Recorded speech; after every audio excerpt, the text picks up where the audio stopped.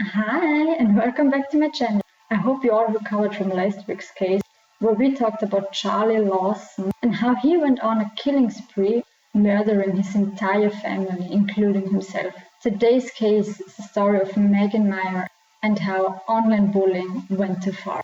The trigger warnings for today are bullying, mental health issues, body image issues, cybermobbing, suicidal thoughts, and suicide of a minor.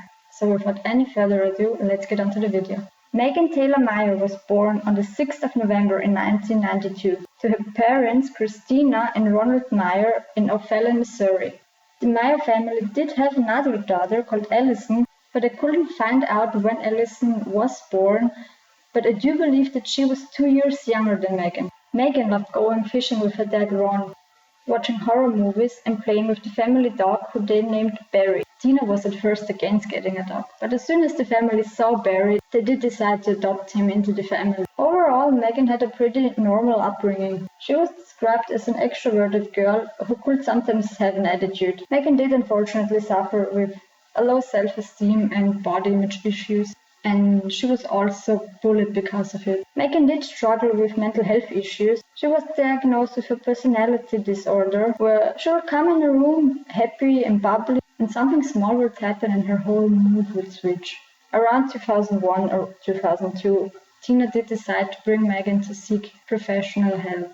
After Megan confided in her mom that she was having thoughts about taking her own life. And just a quick note here, I really admire the relationship between mother and daughter here. Just the fact that Megan knew she could confide in Tina in such a difficult time in her life, and she wouldn't be judged by her mother for having these thoughts. Megan was prescribed Celexa, which is an antidepressant drug, Concerta for her ADD, and Giadin, which is a mood stabilizer. In 2014, I was working in real estate, where she would end up selling a neighbor house to Laurie Drew, her husband Kurt, and her daughter Sarah. Laurie Drew was described as someone who wasn't very liked by the community. She would always try to involve herself in activities and barbecues, and the neighbors just didn't really like her. She was described as overbearing. Laurie would always make sure to handle her kids' stuff.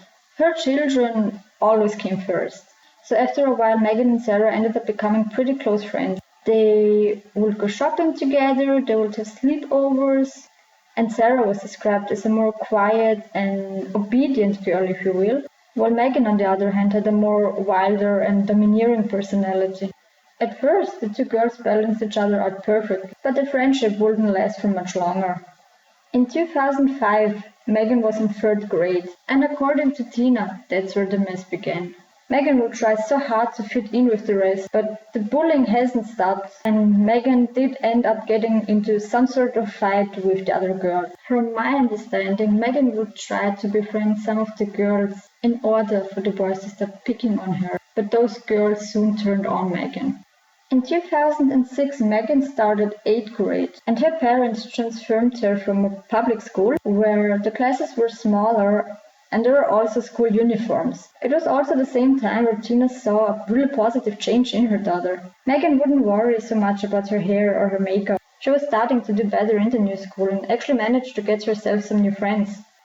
Megan and Sarah, however, did start to spend less and less time together. Tina made sure to tell Megan, like, listen, if you don't want to spend so much time with Sarah, that's totally okay. But do not call her only when you are bored or have nothing better to do. For a while, everything turned better for the Meiers, and Megan soon started to ask her parents if she could open a MySpace. And who remembers MySpace? I don't know if the younger generation really knows what MySpace is, but before Facebook, before Instagram, there was MySpace, and I remember almost everyone wanted to be on there. So Megan starts asking her parents if she can create a profile on there, but Ron and Tina were hesitant at first because the year prior, Megan and Sarah had secretly set up a MySpace account without any of the parents' knowledge.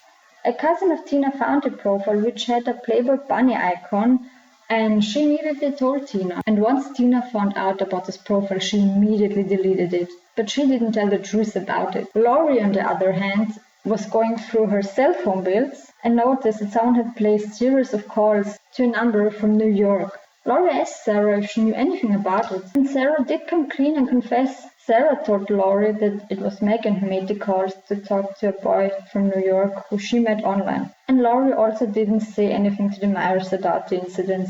So the two families never spoke about it. Megan was begging her mom and even suggested to Tina that she should approve of what's on there. So Tina and Ron agreed to allow Megan to open up a MySpace account. But they did set up some rules that Megan had to agree and follow. And those rules were as follows. Rule number 1, only Ron and Tina knew the password. So the parents would lock her on and off. Rule number 2 was that the profile would be set to private. Rule number 3, the parents had to approve the content. And rule number 4 was that one parent had to be in the room while Megan was using MySpace. My family did agree to the terms, and on September the 13th in 2006, the profile Megan Barbie was created. Megan chose for her username to be Pretty in Blink 16. She wrote in her caption, "I'm an 8th grader at ICD school. I'm going to St. Dominic High School. I love to dance, to hip-hop, and I love to shop. Yeah, there's really hot guys at my school. They are fine." Now, when you created a profile on MySpace, there was no need to enter any personal information like your real name. So it basically works like this. A person signs up and all you would need is an email address. And then you will create your account by choosing text, songs, graphics, wallpapers, and video clips. Now, Megan was 13 at the time, so technically she was too young to be on MySpace because users were required to at least be 14 years old. But MySpace didn't have any effective ways of enforcing these restrictions. At the time when you wanted to report an imposter, you needed a photo of yourself holding a handwritten sign with the words myspace.com and your friend ID.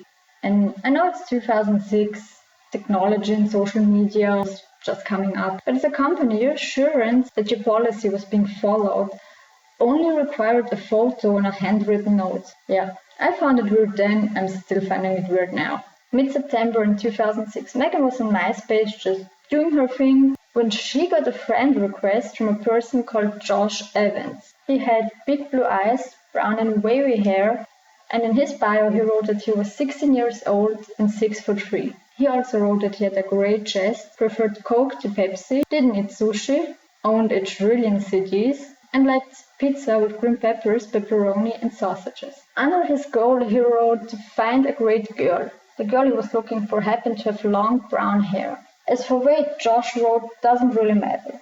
When Megan saw this friend request, she immediately called Tina to get her approval to accept Josh Evans as her friend.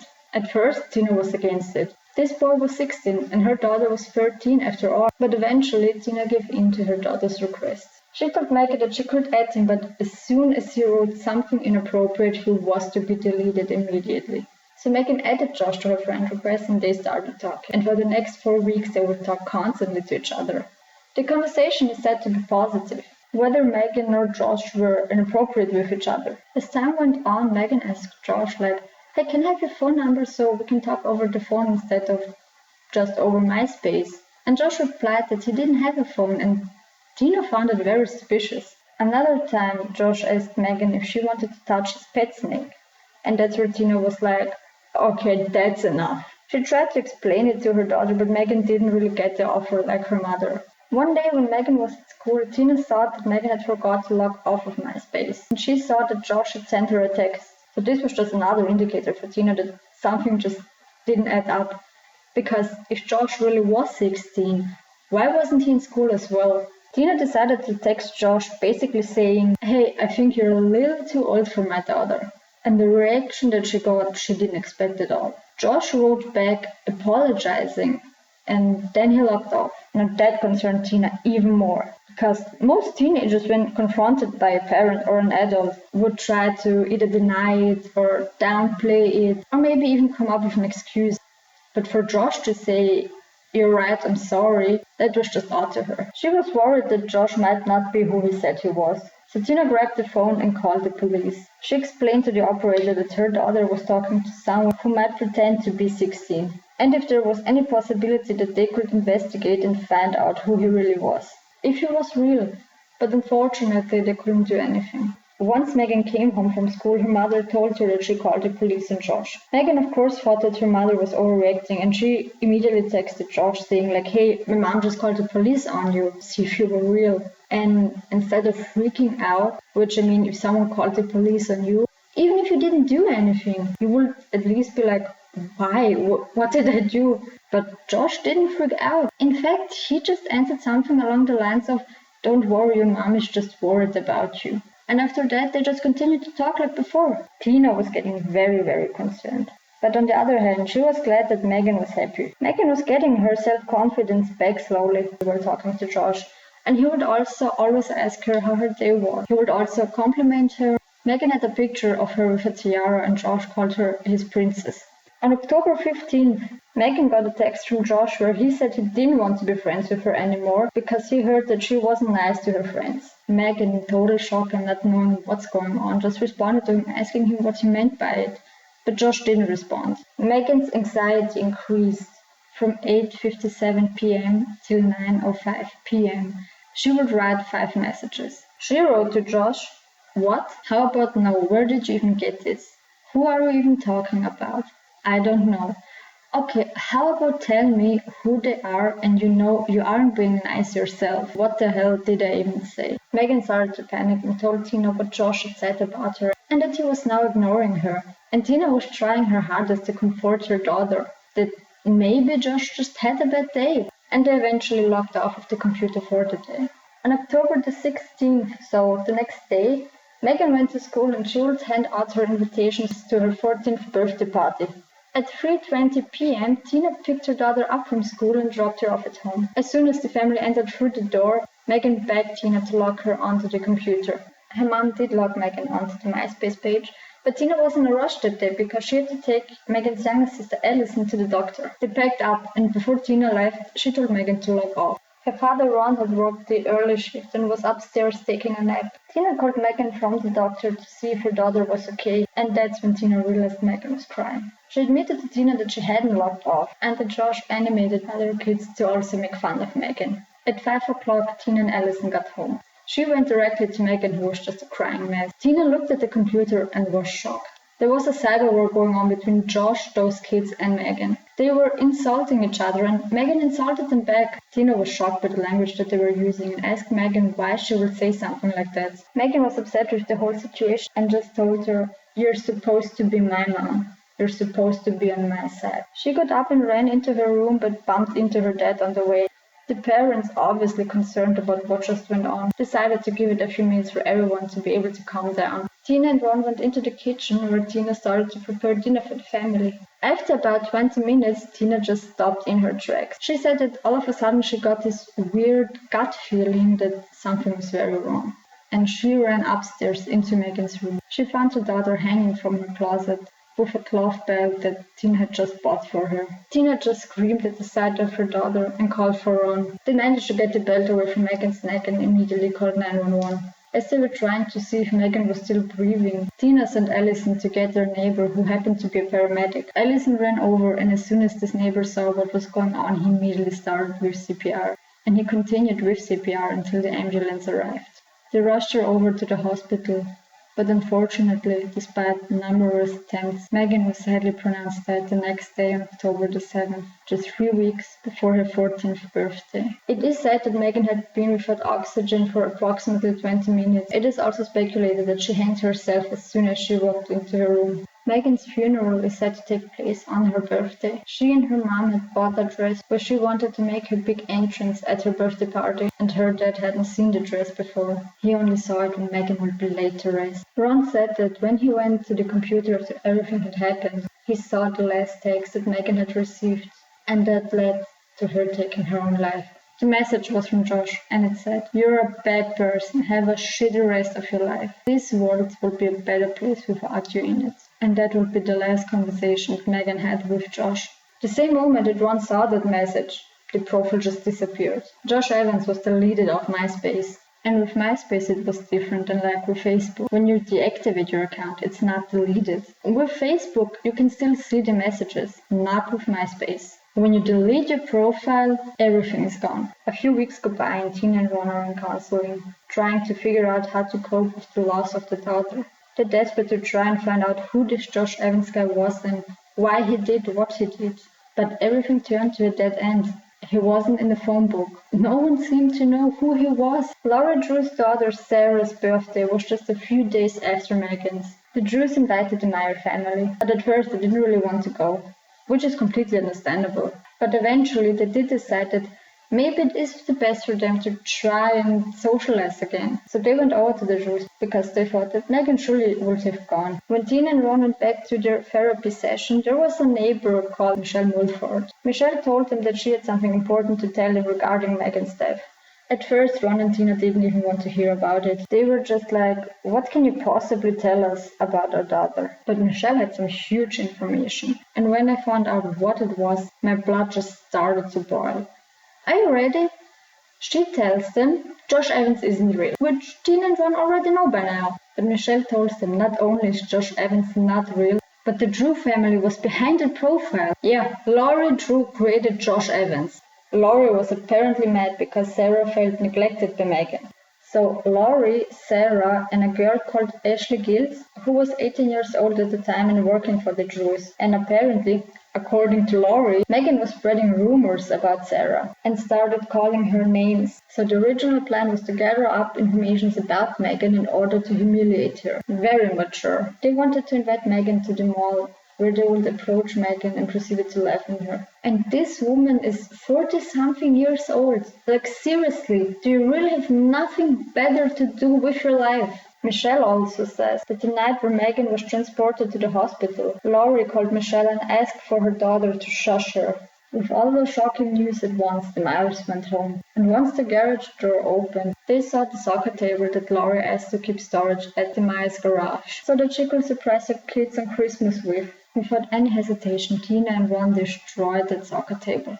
They threw whatever was left off the table on the porch of the Drews and wrote Merry effing Christmas. When Laurie had noticed the demolished table, she had the audacity to go up to Tina and Ron and just casually ask them, why did you do that? The audacity of this woman. And Tina once said that the moment she saw Laurie coming over, she just wanted to rip her apart, which I can't say I blame her. Thankfully, Ron was able to calm Tina down, and he basically told her, like, listen, whatever we do, we need a good plan, because we still have one daughter who needs us. And Laurie, instead of at least apologizing, which at this point would mean nothing, because it is her fault that Megan lost her life. For a 40-something-year-old woman to even come up with a plan like that, Laurie has the audacity to call the police on Tina and Ron for destroying her property. She did file a report, but as far as I know, no charges were pressed. But the police did talk to Tina and Ron to get their side of the story, and Tina told the police officers that Laurie was lucky that it was just a soccer table. Laurie also said that she didn't feel guilty about what happened to Megan, because at the funeral she had heard that Megan had tried to take her life once before, which isn't true at all. Megan thought about taking her life when she told her mother about it and they got her help. And second of all, you should feel even more guilty. The audacity of this woman is really something else. There was a complaint filed in January by the Drews. Ron drove by while the Drews were outside shoveling their driveway, and he screamed, "Whose lives are you going to take today?" Ron was also charged with a misdemeanor for performing a lawn job on the Drews' front yard. But Ron denied it. Almost a year passed after Megan lost her life, when media went wild about the story of how a grown adult woman pretended to be a 16-year-old boy and bullied a 13-year-old girl to death. And the reason behind media taking so long to report about it is because the FBI told the Meyers to not tell anyone about the story. And I can only guess that the reason behind it is once the story goes out, it's hard to find a judge that hadn't heard about the story before. The FBI also needed to investigate and see what they could charge Laurie with. A year after Megan's passing, her aunt came across an article regarding cyberbullying written by Steve Pogan. She contacted him and told him what happened to Megan. And once the story got out, it spread like wildfire. Everyone was talking about it. National as well as international news were reporting about it. On December 3rd, in 2007, the attorney of the Drews announced that no charges will be brought. The Drews were conclusively guilty of little except egregious judgment that set off a chain of horrible events and deep insensitivity in the aftermath. The attorney also said that it was Ashley who wrote that awful last message to Megan. Ashley said that she only wrote this message to try and end this hoax. I mean, I kinda get Sarah and Michelle's daughter. They are only 14 years old after all. And there is a 40-something-year-old woman encouraging them to do it. But I do get how a 13-year-old can get the lines blurred, especially when an adult tells you it's okay. Ashley, on the other hand, is 18 years old. At 18, you should know that it's not okay to bully someone, and especially not right that this world would be a better place without you in it. The attorney also said that he didn't interview Ashley because she was under psychiatric treatment, because she couldn't cope with everything that happened. This attorney also didn't plan on interviewing Ashley later on. Tina and Ron heavily criticized this attorney because he didn't interview anyone besides the Drews. So Ashley's statement around her involvement came actually from the FBI interview. Now the Meyers did come forward and said that they didn't blame Ashley nor Michelle's daughter for Megan's death. At one point, Tina ran into Michelle at the shopping center. Tina followed Laurie to a pizzeria, and as soon as Laurie walked out of this pizzeria, Tina went in to talk to the owner. Tina asked this owner if he did any advertising with her, and if so, he should look at the media. The girl involved